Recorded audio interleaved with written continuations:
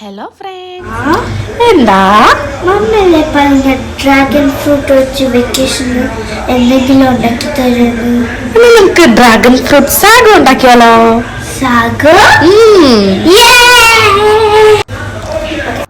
അപ്പോൾ നമുക്ക് എന്ത് കളറാണെന്ന് നോക്ക്. അപ്പോൾ നമുക്ക് സ്റ്റാർട്ട് ചെയ്യാവേ. ഫസ്റ്റ് തന്നെ ഒരു ബൗൾ എടുക്കുക. അതിലേക്ക് കുക്ക് ചെയ്ത് വെച്ചിരിക്കുന്ന സാഗോ ചേർത്ത് കൊടുക്കുക. നമ്മുടെ ചവ്വരി കുക്ക് ചെയ്ത് തണുത്ത കഴുകി ഇത് എടുത്തതാണ് ചേർത്ത് കൊടുത്തിട്ടുള്ളത്. ഇനി നമുക്ക് കുതിർത്തി വെച്ചിരിക്കുന്ന ചിയാ സീഡ് ചേർത്ത് കൊടുക്കാം.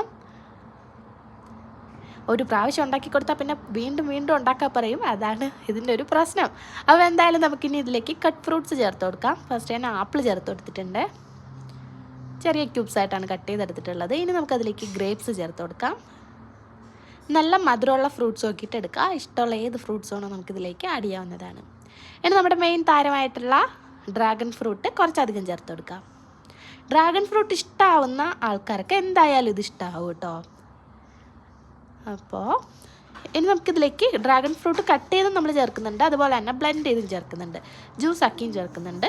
ഇനി നമുക്കതിലേക്ക് മിൽക്ക് മെയ്ഡ് ചേർത്ത് കൊടുക്കാം. ഇവിടെ ഞാൻ ഹോം മെയ്ഡായിട്ട് ഉണ്ടാക്കി വെച്ചിരിക്കുന്ന മിൽക്ക് മെയ്ഡാണ് ചേർത്ത് കൊടുക്കുന്നത്. തിക്നെസ് കുറച്ച് കുറവാണെന്നുണ്ടെങ്കിലും നല്ല മധുരമുണ്ട്.